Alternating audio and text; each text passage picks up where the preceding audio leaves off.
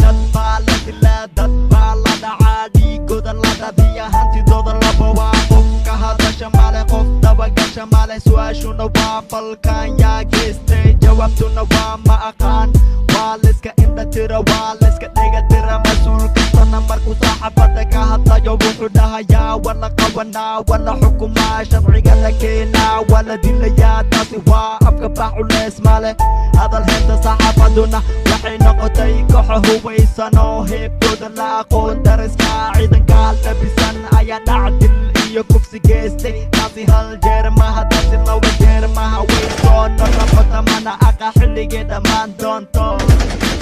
dad buu dilayaa dad buu dhacayaa gacan ku dhiigle qarax buu dhigayaa ummaduu qaxinaa gacan ku dhiigle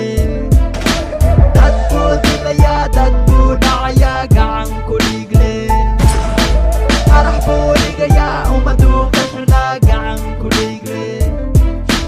kuwa lagu dili dhagax kuwa laga jari madax kuwa ku dhintay qarax noloshaasi waa madax noloshaasi waa jarax taasi uma baahna sharax mana aha farax qurun iyo qabiil qalbiga ka masax qaranka difaaca qofna ha ka sugin fasax qori dhig qalin qaado kelmadaasi waa sax gacan ku dhigle dhaqankiisu waa xaq daro hadda mee masakinta heesata tabar daro taasi waa gar daro kaca kaca dhalinyaro qof kastana hala baro sida looga hortago jali iyo aqoon daro dagaal wa heshiis daro qabyaaladna sharaf daro dadkeena dhimanaya dhiigooda daadanaya aan difaacno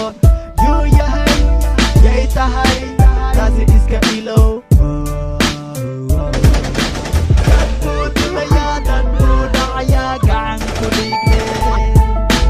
qarax buu dhigayaa ummaduu qaxinaa gacan ku dhiigle